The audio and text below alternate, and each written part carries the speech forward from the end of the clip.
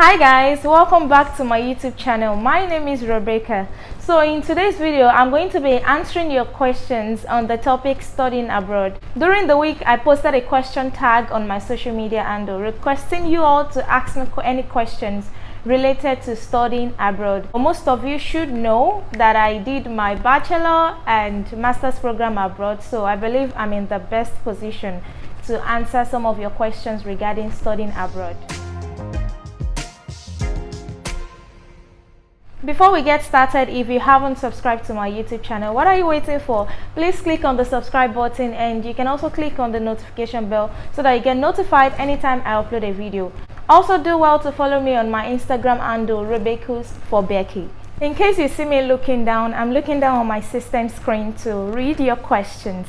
Okay, question number 1 says, what is the process of studying abroad like? Okay, for this question, at least 90 or 80% of those who ask me questions, this is the question they ask me. So, and I promise I'm going to do a more detailed video on these questions because I'm going to answer the question, but it still needs a detailed explanation. So what is the process like to study abroad? First of all, you need to identify the program you want to study. After you've identified the program you want to study, then go ahead to make research on which universities offers the program. After you've gotten the list of universities that offer the program, then the next thing to check is their admission requirements, and simultaneously you need to check the cost, the tuition fee. So while you're checking for the requirements, if you know you meet up with the requirements, make sure you're also checking the cost of the tuition. While you're done with that, then the next thing to do is to apply to the school. Some schools require you to email them, while some require you to fill up an application form online. And after you've done that, the next thing is going to be the school is going to provide you an offer letter or admission letter, whichever way. After which the offer letter has been provided to you or it has been sent to you, the next thing is to apply for your visa, and it depends on the country. So there are different processes for visa application, so I'm not going to go into details of that. That you can research. The school is going to guide you on how to apply for your visa. Okay, the next question says, if you can address some issues, what are the misconceptions people have about abroad students? Okay, the first thing is people feel studying abroad is one big party. I do not blame them, because when people go outside their country to study and the environment is a good environment, they tend to post pictures online, they tend to post nice videos online. So people feel you studying abroad, like you're not going through any stress, you're not going through any major stress. Then seeing you posting videos and pictures online automatically means you're in abroad to party. That's just simply the statement. You're in abroad to party. Another one is people feel abroad students are being spoon-fed, and they feel like education is so easy. I'm not saying it's not easy, but I understand where they are coming from.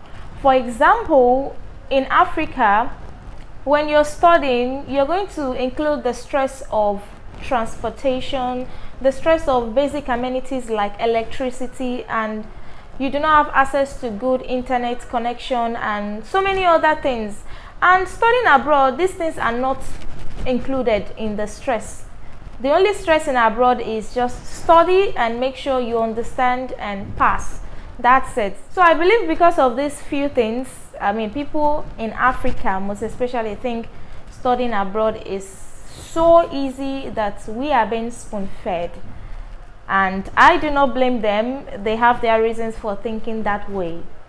Another misconception, which I think almost everybody in Africa, this is what they think about people studying abroad. They feel like abroad students are rich in terms of, when they get abroad, they get to start working immediately, start earning, and they're living in a good environment, they're living in a good house, and they're driving nice cars, everything. They are wearing nice clothes and all of that. So they feel like abroad students are rich.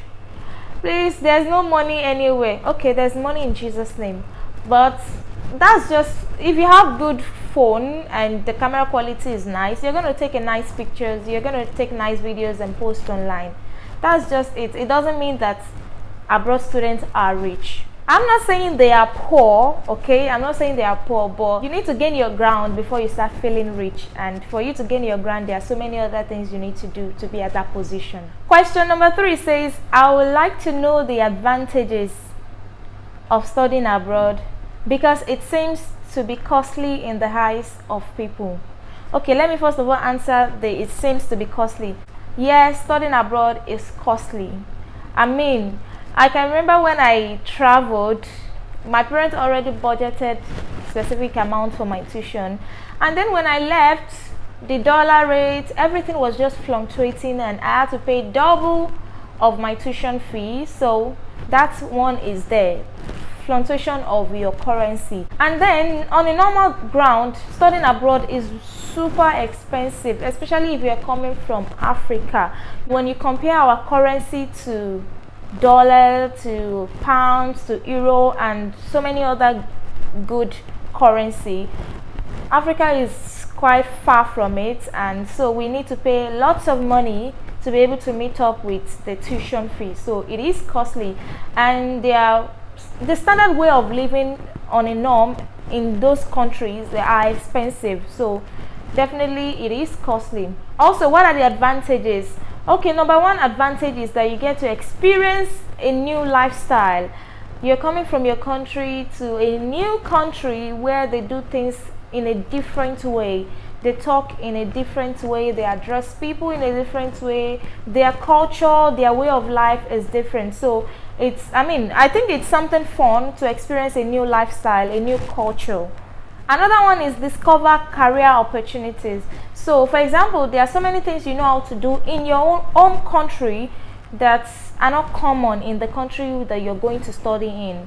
I mean, maybe they are not good at it, or they don't know how to do it, and they are sourcing for someone who is able to do all those things. So it's a great opportunity for you to develop, or for you to gain a career opportunity there. That's one major advantage of studying abroad. Another advantage is, especially if you are from Africa, when you study abroad, I think they get to respect you more and they get to value you more in your home country.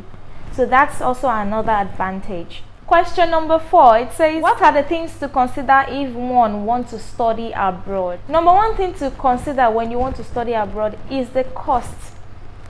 Are you sure you're able to afford the tuition fee, afford the accommodation fee, the standard of living in that country? This is very, very important. I mean, you need to also budget the fact that your currency might fluctuate. So are you able to keep up with the expenses? So that's an important thing to consider before you study abroad. Another thing you should consider before you study abroad is the career and life opportunities. I mean, this cannot be overemphasized. You need to know whether you're going to have a career opportunity in that country or life opportunity. There are some countries that provide both the two, career and life opportunities. So when I'm talking about career opportunities, I'm talking about when you finish your education, are you able to get a job? Is it a country that is open to welcoming a foreigner into their industry? So I mean, you can be in some countries that when you finish studying, they want you to leave immediately. They are not, even if they don't want you to leave immediately, it's very difficult for you to get a job as a foreigner. So those things you need to consider. Also, life opportunities.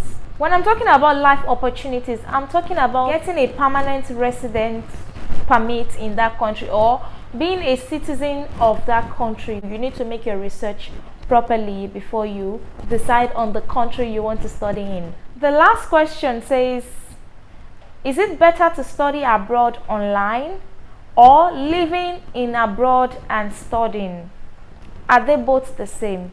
I won't say they are not the same, and at the same time I won't say they are the same, because this question is really tricky. I can give you reasons why it is better to be in the country and study in that country, not being in your own country and then you're studying online. For example, look at the express entry program they are doing presently. If you studied online, they're not going to give you any score. But if you studied in the country, they are going to give you scores. So you can see the difference between the two, right? And for me, I feel like if you say you're studying abroad, then you need to be there. You need to be in that country, experience everything about studying abroad, the lifestyle, the education process. I mean, you should not just study there and just for the reason of getting your certificate. No. So I believe I've answered all your questions, and if you have any other question you still want to ask me regarding studying abroad, please feel free to drop it in my comment section. I'll be there to read and respond to your question, and if it requires a video, then I will make a video to respond to your questions. Also, for the first question which I answered, what are the process like studying abroad, I'm going to make a detailed video explaining each point one by one so that you get to understand it better. Alright guys, we've come to the end of the video. Thank you so much for watching, and if you haven't subscribed, please click on the subscribe button and do well to share this video to your friends, to your family, and those who are interested in studying abroad. See you in my next video. Bye.